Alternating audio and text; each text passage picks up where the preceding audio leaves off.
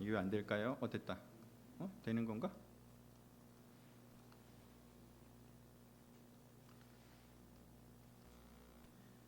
지금 넘겨주시는 건가요? 제가 넘기고 있네요. 네, 됐습니다. 네, 그래서 오늘하고 다음 주는 오늘은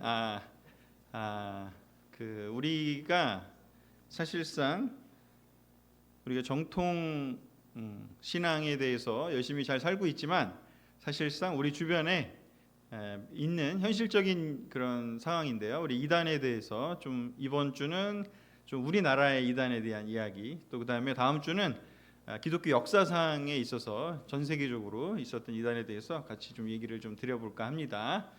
좀 생소한 얘기 아마 우리 교회에서는 별로 안 했을 텐데 도전해 보겠습니다. 자, 요한일서 4장 1절 같이 한번 읽어보겠습니다. 시작. 사랑하는 여러분, 영을 받았다고 하는 사람들을 무턱대고 믿지 말고 그들이 주장하는 영이 하나님에게서 왔는지 시험해 보십시오. 거짓 예언자들이 세상에 많이 나타났습니다. 초대교회 때부터, 초대교회보다도 더 어떻게 보면 더 앞선 시기라고도 할 수 있는 사도 요한이 살았던 그 시대에도 교회에 거짓 예언자들이 등장을 했습니다. 그래서 기독교의 역사는 사실상 이단과의 전쟁 속에서 커갔다라고도 할 수가 있습니다. 그래서 우리가 그냥 교회 다닌다고 해서 또는 그냥 성경을 본다고 해서 모두가 다 하나님을 사랑하고 진실된 사람이다라고만 볼 수는 없다라는 것을 다 알고 계시겠지만 하지만 우리가 살아가는 이 환경 속에서, 특별히 대한민국 환경 속에서 우리 주위에 어떠한 이단들이 있고 그런 것들을 어떻게 또 이해해야 되는지를 벌써 사도 요한부터 그런 거를 이렇게 시험해 보라고, 그 영이, 사람들이 얘기하는 그 영이, 사람들이 성경을 갖고 얘기하더라도 그것이 정말 올바른 예수님이 전해준 그러한 것들인지를 잘 살펴보라고 얘기를 하고 있습니다. 그래서 그런 이야기들을 오늘 좀 나눠보려고 합니다. 자, 일단은 이단과 사이비라는 말이 있는데요. 이게 같은 말일까요? 다른 말일까요? 일단 두 글자, 세 글자 다르죠? 어떻게 차이가 있을까요?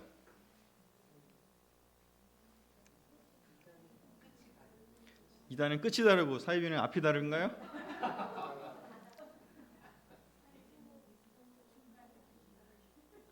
사이비는 기독교와 상관이 없을 수도 있다? 그렇죠? 맞아요.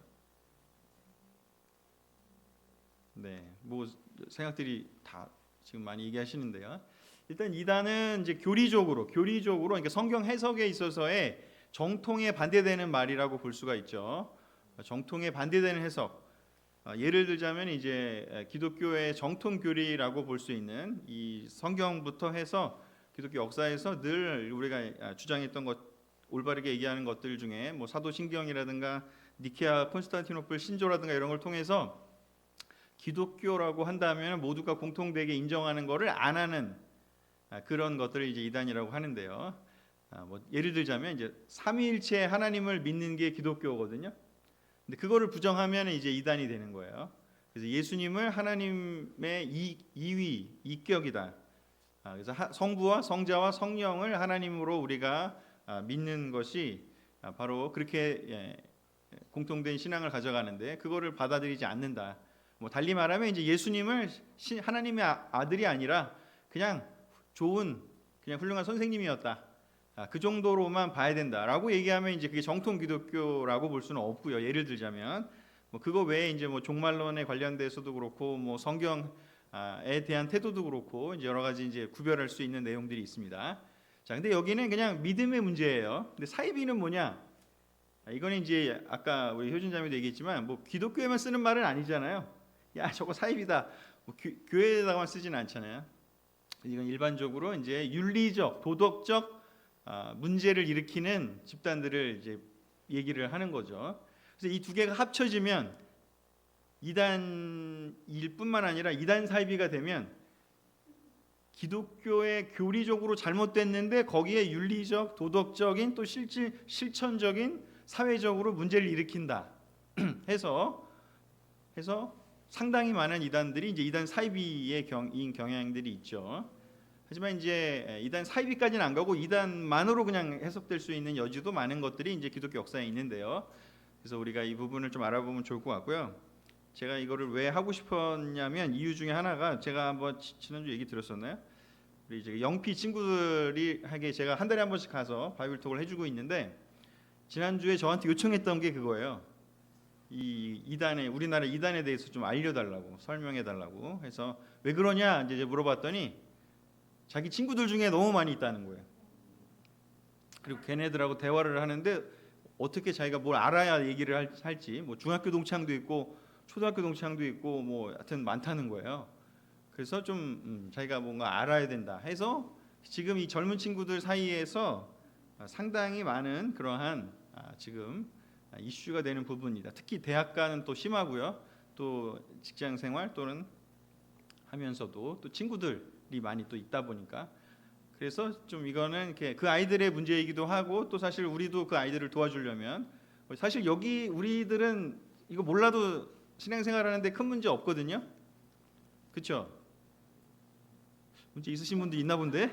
자, 하여튼 그래서 우리가 알면 우리가 다른 사람도 도와줄 수 있고 또 우리도 또한 이걸 통해서 어떻게 정통 교리들이 형성됐는지도 우리가 생각해 볼 수 있기 때문에 한번은 다뤄야 될 이야기가 아닐까라는 생각이 들어서 오늘 하려고 합니다. 자, 먼저 오늘은 그래서 한국의 이단의 그 상황에 대해서 얘기를 좀 드릴 거고요. 다음 주는 아까 말씀드린 대로 이 기독교 전체 역사, 2000년의 역사 속에서 어떻게 큰 흐름들이 있었는지를 말씀드리겠습니다. 자, 우리나라 기독교 이단 사이비의 이제 뿌리라고 할 수 있는 것은 이제 일제 시대까지 이게 올라갑니다. 사실은 일제 시대까지 올라가는데 거기까지 가서 할 얘기도 있지만 거기는 좀 정리를 하고 이 서적으로 이렇게 글로써 남겨진 것부터 시작을 한다면 김백문이라는 분으로부터 시작이 됩니다. 이분이 이 세 개의 책을 냈습니다. 성신신학, 기독교 근본 원리, 신앙 인격론 이런 책들을 냈어요. 그래서 이 김백문의 수하에서 자란 사람들이 누구냐? 문선명과 박태선 이런 사람들입니다. 대표적인 두 사람이 그 두 사람이 이 김백문이라는 사람을 통해서 영향을 받고 배우게 됩니다. 그래서 이 김백문이라는 분이 아주 중요하고요. 일제시대 때부터 영향을 끼치죠. 그리고 이제 이 문선명이라는 분이 이 얘기하는 게 이제 뒤에 나오겠지만은 이제 그런 어떤 거기가 갖고 있는 통일교가 가지고 있는 상당한 교리들이 사실은 이 김백문으로부터 시작이 됩니다. 그리고 이 통일교의 문선명과 영향을 준 것은 다시 통일교에 있었다가 나가서 차린 게 이제 정명석이거든요. 지저스 모닝스타에서 JMS라고 해서 이렇게 흘러갑니다. 자, 근데 그렇다고 그러면 우리 김백문이 얘기했던 그 내용이 뭔지를 좀 알아야 되거든요. 그래서 이 김백문이 썼던 책들의 기록에 의하면 그 창세기에 나오는 선악과 사건을 뭐라고 얘기를 하냐면 뱀으로 나타난 사탄, 악령과의 그 선악과를 따먹었다는 게 뭐냐 하는 거는 육체적 음행을 행했다라고 해석을 합니다. 비유적으로. 그래서 사탄과의 음행을 했기 때문에 인류가 타락했다라고 해석을 합니다. 그래서 모든 인간이 우리가 아담과 하와의 후손이라고 얘기를 한다면 모든 인간이 바로 악령과 육체의 음행을 통해서 생겨났기 때문에 사탄의 혈통으로 태어나서 우리의 피가 타락한 피인 거죠. 그렇기 때문에 이 인류를 회복시키기 위해서는 메시아가 오셔야 되고 그리고 오셔서 우리를 회복시켜줘야 한다라고 이제 주장을 하게 되는데 여기서 이제 메시아가 예수님이 아니죠. 그래서 이제 그냥 메시아는 와야 된다 이런 얘기고요. 그래서 이제 핵심이 뭐냐면 이 성적 타락을 회복하는 게 되게 중요하다라고 얘기를 하면서 이 교주가 누구냐? 바로 하나님으로부터 왔기 때문에 피가 영적인 타락하지 않은 그런 존재라고 보고요. 그래서 그러한 교주와의 성적으로 타락이 됐기 때문에 반대로도 깨끗해지려면 그 깨끗한 메시아와 성적인 관계를 해야 깨끗해진다라는 이제 생각을 하는 거예요. 논리적으로 그렇게 이제 구성이 되어 있습니다. 그래서 문선명도 사실 초창기에는 이런 내용으로 갔다가 이제 그것을 실질적인 성적 관계가 아니라 이제 다른 걸로 이제 바꾸게 되는데 정명석은 그대로 이제 그거 흘러가면서 자기가 이제 그 김백문한테 배웠던 거를 사용을 하게 돼서 자기와 성적인 관계를 하면 하나님의 그 타락에서 벗어나서 참 하나님의 자녀가 된다 이렇게 가르치는 거죠. 그래서 이제 우리 뭐 넷플릭스에 나왔고 나는 교주다 이런 데 나와서 한 것처럼 이제 그러한 맥락에서 즉 제임스 정명석이 한 이 말이 그냥 그가 만들어낸 게 아니라 이렇게 배워서 여기서 온 것을 그냥 활용했을 뿐이다 라고 봐야 되고 교주를 그래서 재림주 즉 메시아라는 거죠. 그리고 또는 보혜사 성령. 그래서 이제 이 삼위일체에서 이 두 바로 성자와 성령에 해당되는 그 자리를 교주 사람이 차지하게 되는 거죠. 그래서 이렇게 정리를 간단하게 하고요. 일단 메인 핵심 내용이 이런 거니까요. 자, 그래서 통일교의 경우에는 이제 현재 이름은 여러 변화가 있었지만 2013년 이후로는 세계평화통일 가정연합이라는 이름을 이제 사용합니다. 그래서 문선명의 원리강론을 이제 성경과 더불어 경전처럼 생각하고요. 이 원리강론의 내용이 앞에 나왔던 김백문이 썼던 책에서 발췌해 와서 상당 부분을 차용하게 됩니다. 그 원리강론에 들어있는 내용이 뭐냐? 바로 뱀과 인간의 성적 범죄로 인해서 인류가 타락하게 되었고 이를 회복하기 위해서 제2의 아담인 예수님이 메시아로 왔으나 실패했다고 봅니다. 십자가에서 죽어버렸기 때문에 실패했다고 얘기를 해요. 마침내 제3의 아담이 이제 문선명이 다시 와야 되는 거죠. 그 예수님이 실패했으니까 제3의 아담이 와야 되는 거야. 그 제3의 아담이 문선명이라고 얘기를 하고 있고 그 문선명이 이 땅에 왔다라고 이 원리강론 책에서 주장을 하게 됩니다. 그래서 본인을 재림주요 구세주이며 참된 인류의 참 부모다라고 얘기를 합니다. 그래서 이제 참 부모기 때문에 많은 사람들을 이제 그 결혼을 시키잖아요, 여기서. 그래서 재림하실 또 동방의 그 나라가 바로 한국이라고 얘기를 하고 있고 거기서 하나님이 다스리시는 하나의 세계 민족이 될 것이라고 주장을 하게 됩니다. 그래서 이러한 가르침을 가지고 뭐 세계일보도 사실 통일교 계열이고 또 그 해외로도 진출을 많이 하죠. 전 세계적으로도 이게 엄청나게 영향을 지금도 끼치고 있습니다. 자, 두 번째는 신천지라고 하는 또 놀라운 또 엄청나게 또 요즘 유명하죠. 이제 이 김백문으로부터 문선명 계열로 간 한 계열이 있다면 이제 다른 계열이 누구냐? 박태선으로 갑니다. 박태선이 이제 천부교라는 것을 그 비둘기로 된 이렇게 그 회당 사인을 갖고 있는 곳인데요. 예전에 많은 뭐 물건도 많이 팔고 그랬죠. 여기서 그 신앙촌 이렇게 해서 박태선의 신앙촌에서 뭐 그 뭐죠 이거 스타킹 같은 것도 팔고 간장도 팔고 그런 곳이 바로 이 천부교였습니다. 신앙촌. 지금은 많이 이제 없어졌는데 이 박태선을 자기가 바로 이 재림주로서 감람나무의 가지다 이런 표현을 쓰고 하는데요. 이 내용이 그대로 먼저 썼고요.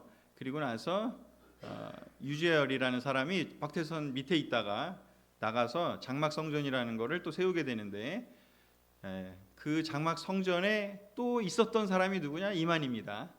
그래서 그 장막성전에 있다가 다시 그 장막성전의 이름을 좀 업그레이드 시킨 거죠. 신천지 예수교 증거장막이라고 해서 앞에다 말을 붙이면서 이제 추가로 나오게 되는데 이분들의 특징이 뭐냐면 앞에 있는 사람은 세례요한이에요. 자기가 거기 있었던 이야기를 안 할 수는 없으니까 얘기를 하게 되는데 그 있었던 그것은 뭐냐?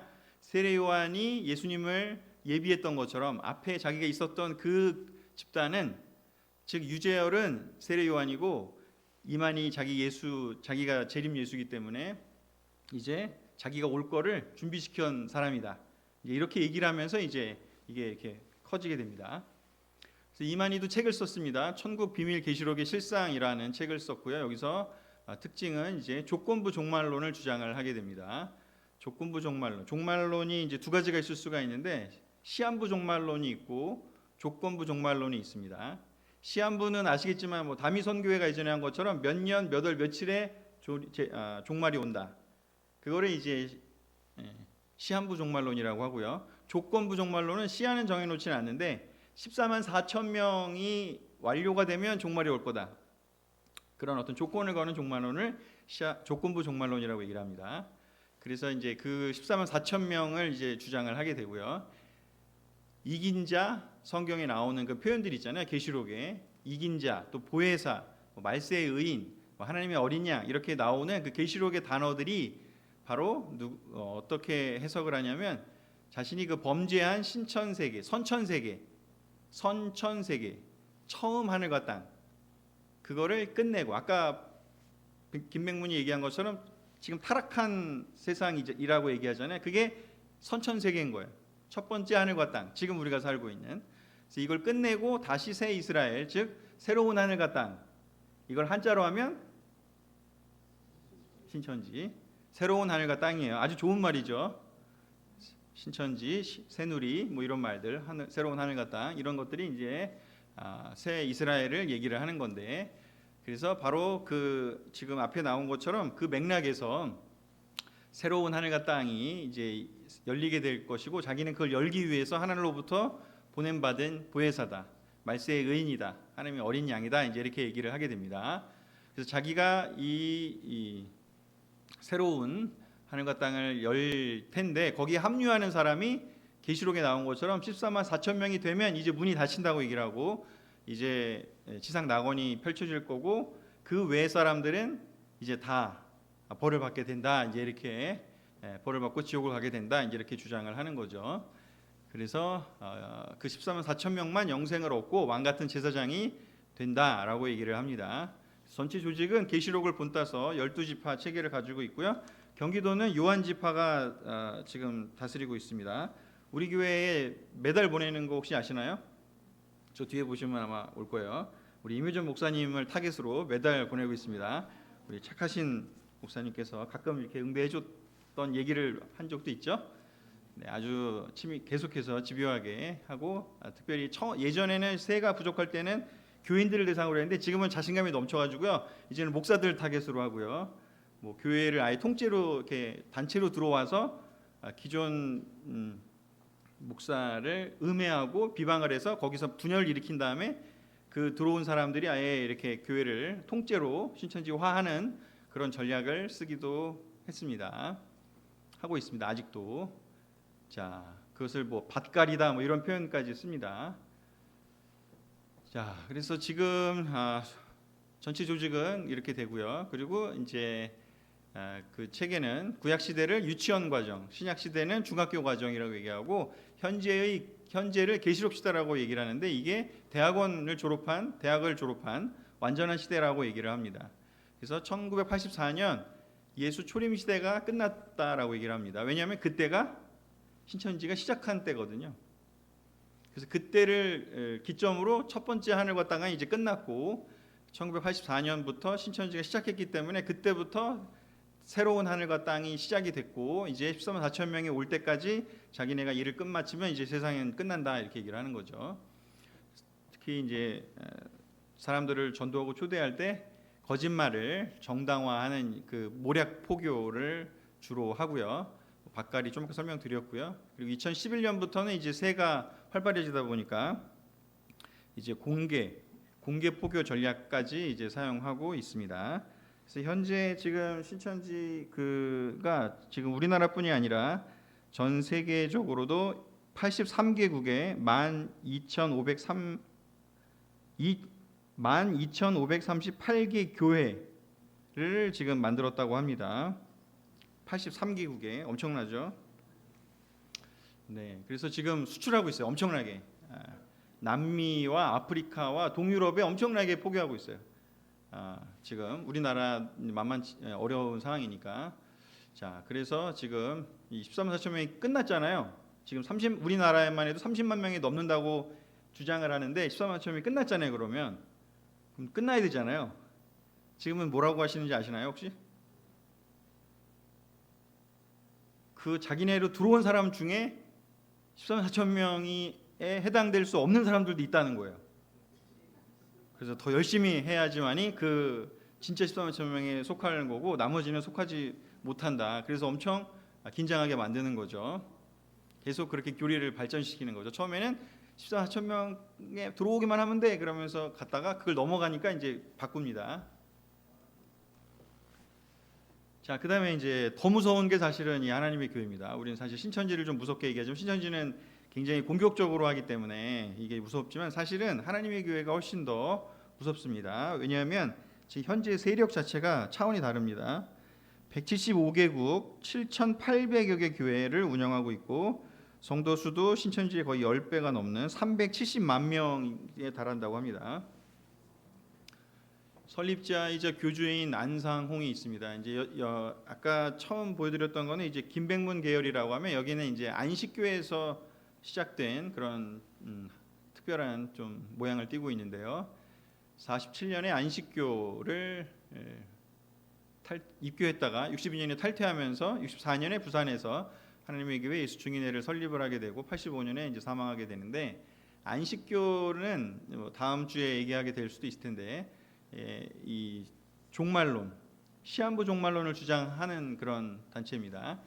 1844년에 종말을 주장했다가 그 시간이 또 지나니까 주장을 바꿨어요. 그래서 지금은 새로운 교리를 가지고 이제 안식교가 이 시한부 종말론을 이제 안 하고 좀 교리를 바꿔서 얘기를 해요. 다음 주에 얘기 드리겠습니다. 어찌 됐건 여기 들어갔다가 그 종말론을 배우고 탈퇴하게 됩니다. 그리고 나서는 책을 쓰죠. 저서 신랑이 더디 오므로 다 졸매 잘세라는 책을 씁니다. 거기서 이제 2012년을 세상 종말의 해로 주장을 합니다. 이유는 뭐냐면 안식교에서 배웠던 1844년에 원래 종말이 왔어야 되는데 모세가 성막을 완공한 날이 출애굽기에서 168일로 나오거든요.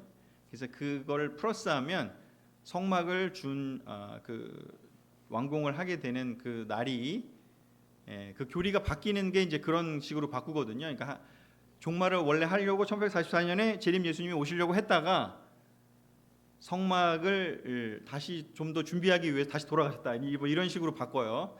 근데 그 성막을 완공한 날이 168이라서 계산해 봤더니 2012년이다. 라고 하면서 이제 사람들을 엄청 모으죠. 그 때가 될 때까지 하나님의 교회로 들어오지 않으면 지옥 간다라고 이제 얘기를 했기 때문에. 근데 1985년에 죽죠. 2012년이 오기 전에. 그리고 그러면서 자꾸 이제 바꾸는 거죠, 그렇게. 자, 어찌됐건 그 뒤로는 이제 장길자라고 하는 이제 안상홍의 이제 와이프이신 장길자님께서 하나님의 신부이신 하늘의 어머님이신 그분께서 이제 지금은 다스리고 계십니다. 자, 그리고 안식교의 교리는 이제 특별히 이제 그 크리스마스, 추수감사절, 뭐 부활절 이런 사람이 만든 절기를 지키는 곳은 재앙과 지옥불이 임한다고 주장을 합니다. 그래서 성경에서 분명히 안식일을 폐한 적이 없다라고 해서 토요일 예배를 드려야 한다. 그래서 이제 안식교인 거죠. 안식일을 중요하게 여기니까. 그래서 안식교 교리에 근거하고 토요일 예배를 중요시 여기고, 그리고 약간 구약적인 측면이 많이 있다 보니까 율법주의적인 게 있어서, 율법주의적인 게 사람을 옥죄고 괴롭힐 수도 있지만 대신에 열심히 살게 만들거든요. 그래서 봉사를 엄청 많이 해요, 사실은 여기서. 구약에 보면은 이렇게 가난하고 힘없고 그런 사람 도와주는 얘기 많이 나오잖아요. 그래서 하나님의 교회가 확대되는 이렇게 370만 명까지 되는 이유 중에 하나 뭐냐면 봉사활동을 엄청 강조해요. 그래서 우리나라에도 그 단체들이 이 그 지방자치단체의 표창도 많이 받고요. 뭐 행정안전부 장관, 뭐 문체부 장관, 뭐 국무총리 표창, 뭐 대통령 표창까지 엄청 많이 받아. 이 단체들이 여기서 만든 그 단체들이. 그래서 그것이 어떻게 보면 사람들을 끌어들이는 엄청난 중요한 이제 동기 요인이 됩니다. 그리고 이제 안상홍을 재림 그리스도, 그리고 하나님으로, 그리고 장길자를 하나님의 신부, 하나님의 어머니로 얘기를 하고, 특히 이제 또한 이렇게 어머니 하나님이란 개념을 도입을 해서 여자 목사들도 많고요. 여자들의 그 권익에 대한 또 강조를 많이 합니다. 그래서 여자분들이 좋아하시죠. 그리고 또 새 예루살렘이 임할 곳이 동방이라고 주장을 해요. 그거는 이제 다 비슷해요. 여기가 김백문부터 해서 다 비슷해요. 성경에 나오는 뭐 동방, 동쪽에서 이런 표현을 쓸 때 그 동쪽은 다 한국이다고 얘기를 해요. 그래서 이게 애국심이 또 고취시키는 거죠. 그래서 한류가 커져가면서 온 세상에 이제 또 영향을 한류가 확대되면 될수록 이 이단들이 또 이 한국에 대한 그 붐을 타고 일어서 많이 해외로 갑니다. 참고로 그래서 몽고에 한 10만 명의 크리스찬이 있다고 하는데 그 중에 한국 사람들이 가서 영향을 준 그 중에 5만 명이 신천지랑 하나님의 교회랑 통일교래요. 반이 기록에 의하면. 자, 그 다음에 이제 마지막으로 볼 건데 뭐 더 많이 있겠지만 이제 여기까지 좀 메이저만 볼게요. 그래서 마지막에 볼 게 이제 구원파인데 구원파는 이거는 약간 이제 그 해외에서 좀 영향받은 또 다른 이제 계열인데요. 권신찬 유병원의 기독 복음 침례회와 박옥수의 기쁜 소식 선교회, 이요한의 대한 예수교 침례회 이렇게 이제 세 개의 큰 파가 있습니다. 구원파의 특징은 예수님이 십자가 사건으로 모든 죄를 다 용서받았기 때문에 구원받은 후에는 다시 회개할 필요가 없대요. 다 용서받았기 때문에 회개할 필요가 없어요. 그래서 중요한 건 뭐냐면 그걸 깨닫는 게 중요하다. 이게 이제 약간 그노시즘이랑 비슷한데 깨닫는 게 중요하다고 얘기를 하고 그걸 깨달았으면 한 번 하나님이 구원하기로 선택했으면 한 번 용서했으면 끝까지 가시는 거지 하나님이 뭐 이렇게 왔다 갔다 안 하신다. 이게 약간 영국에서 있었던 그 플리머스 형제단이라는 그 단체에서 했던 주장을 이제 차용했다고 볼 수가 있는데요. 오히려 회개하는 자는 자꾸 회개하려고 하면 그래서 죄가 있다는 증거다. 오히려 그걸 깨닫지 못한 증거다 이렇게 얘기를 합니다. 그래서 구원받지 못했다. 그래서 잘못된 행위에 대한 도덕적 불감증을 이제 여기 이 단체들이 많이 있죠. 자기 합리화를 많이 하고요. 그래서 임박한 종말을 강조하면서 이 깨달음을 얻는 게 중요하고 회개 기도는 필요 없다. 그래서 주기도문을 안 해요. 여기는 왜냐하면 주기도문 내용 중에 우리가 우리 죄를 사한 것처럼 우리의 죄를 사해 이 구절은 잘못됐다. 그거는 깨달은 사람이 할 수 있는 얘기는 아니다. 이렇게 얘기를 하면서 주기도문을 사용하지 않습니다. 박옥수는 특별히 이 지금 그 세 개 파 중에 제일 활발하고 제일 지금 적극적으로 활동하는 게 박옥수의 기쁜 소식 선교회인데요. 아마도 지하철 타시고 다니면서 한번 보신 분들 계실 거예요. 죄 사랑 거듭남의 비밀 세미나, 뭐 성경 세미나 이래갖고 막 장충동 체육관 이런 거 빌려서 엄청 많이 했어요. 올림픽 공원 이런 데도 버스나 그 지하철에 많이 붙어 있었어요. 저도 많이 봤거든요. 지금도 하는지 모르겠지만 예전에 제가 대학생 때부터 그래서 특별히 이 기쁜 소식 선교회는 구원 세미나를 엄청 많이 해요. 성경 세미나, 무료 성경 세미나 이러면서 많이 해요. 특히 이제 여기의 핵심은 젊은 애들을 타겟으로 많이 했어요. 대학교 동아리를 중심으로 IYF라고 하는 인터내셔널 유스 펠로우십이라는 동아리를 운영을 하는데 전국에 있는 대학교에 다 있습니다. 특히 여기서 이제 영어 캠프를 많이 보내주고 또 외국인들하고 막 이렇게 연결해주는 활동을 엄청 많이 합니다. 여기서 그래서 이 핵심 조직을 중심으로 운영이 되고 또 링컨 스쿨이라고 하는 대안학교를 운영해요. 전국에 한 9개가 있나? 아마 제가 본 자료에 그렇게 되어 있는데 그래서 이 대안학교를 운영을 하고 있고요. 링컨 스쿨이라고. 그래서 여기를 통해서 또 이제 이 영어를 또 사람들이 많이 또 하고 싶어하고 또 대안학교에서 기존 학교에서 부족함을 또 얘기를 하면서 그리고 기쁜 소식 출판사도 운영하고 GNN 방송도 운영을 현재 하고 있습니다. 세월호 사건으로 이제 유병원 그 구원파 문제가 수면으로 올라왔고요. 이 유병원이라는 사람은 예전에 기억날지 모르지만 1985년인가요? 오대양 사건이라고 들어보셨던 거 기억나세요 혹시? 네, 오대양 사건에도 이 유병원이 개입이 돼 있었어요. 그래서 그때 그 사건과 이 세월호 사건이 다 이 유병원 구원파 쪽에 관련된 그런 문제다. 이 교주들의 문제를 잘못을 가리기 위해서 사람들을 뭐 자살했다라는 걸로 증명이 됐지만 사실은 타살일 가능성이 높은 뭐 그런 식으로 정리가 됐던 그런 것들이 있죠. 자, 그래서 이렇게 크게 있고요. 정리를 하겠습니다. 한국 기독교 이단 사이비들의 특징을 보면요, 이 종말론이 성경적이지 않은 것들이 많습니다. 시한부 종말론, 조건부 종말론 이 두 가지가 굉장히 강조되고 아까 본 그 내용들이 전부 그렇죠. 그리고 성경을 자의적으로 해석을 하기 때문에 이런 얘기들이 나오겠죠. 그리고 이제 교주 신격화를 해서 본인들이 다 교주들이 재림 예수다, 또 보혜사 성령이다 이런 식으로 얘기를 하고 그리고 특히 우리가 하나님 나라라는 그 개념이 성경에 중요하잖아요.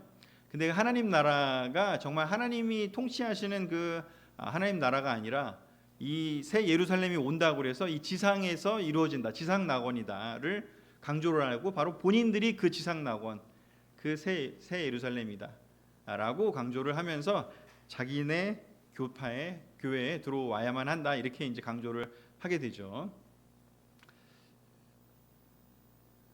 이 종말론과 이 교주신격과 지상낙원 이 세 개가 굉장히 이제 사람들을 어떻게 보면 이제 압박을 주는 거죠. 여기 안 들어오면 지옥 갈 것 같게 만들고 그러면서 실제로 아까 2012년에 하나님의 교회 같은 경우는 딱 이 시한부 종말론을 했잖아요.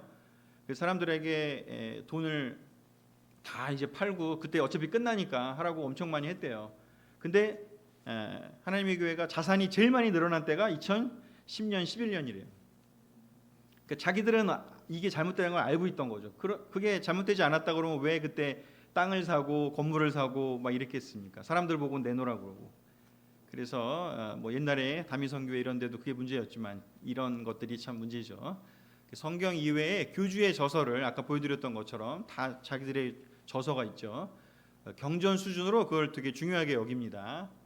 그래서 우리가 정통 기독교와 또 차이 중에 하나가 바로 이 부분이겠죠. 성경에 대한 정통 기독교는 성경만 오직 성경만 하나님의 권위 있는 책으로 우리가 인정하잖아요. 성경은 이제 끝났다. 추가적인 성경은 없다. 추가적인 하나님의 계시는 없다. 이렇게 얘기를 하잖아요. 근데 대부분의 이단들은 이 성경 플러스 교주들의 책이 또 중요해진다. 이거는 이제 다음 주에 얘기할 몰몬교도 마찬가지거든요. 이제 계시가 계속된다라고 얘기를 해요. 계시가 끝나지 않았다. 계속된다라고 얘기를 하는데 이제 그런 차이가 있죠. 그래서 종말론 그다음에 그 예수님에 대한 그런 잘못됐죠. 그리고 이제 지상 낙원 이 개념 그리고 성경에 대한 잘못된 태도 그리고 특별히 우리나라 이단 사이비들의 특징은 뭐냐면 성경의 동방을 한국어로 풀이를 해요. 비유 풀이를 많이 하죠. 애국심에 호소하고 그래서 해외 선교가 엄청나게 지금 활발하다. 전 세계에서 두 번째로 선교를 많이 하는 나라가 우리나라이죠. 미국 다음으로. 이단도 우리가 두 번째로 많이 수출하는 나라가 되었습니다. 자, 이제 이런 얘기들이 물론 우리가 저는 좀 알아야 된다고 생각을 했지만 그렇지만 뭐 중요한 거는 우리가 지금 이런 상황을 보면서 우리가 지금 이 신앙생활하는 것이 얼마나 소중하고 얼마나 당연하지 않은지를 저는 같이 생각해봤으면 좋겠다는 얘기를 드리고 싶습니다. 우리 마태복음 24장 3절에서 5절, 10절, 13절을 같이 읽어보겠습니다. 시작. 예수께서 올리브산에 앉아 계실 때에 제자들이 따로 그들에게 다가와서 말하였다. 이런 일들이 언제 일어나겠습니까? 선생님께서 다시 오시는 때와 세상 끝날에는 어떤 징조가 있겠습니까?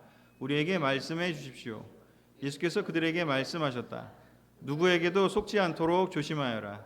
많은 사람이 내 이름으로 와서 말하기를 내가 그리스도이다 하면서 많은 사람을 속일 것이다.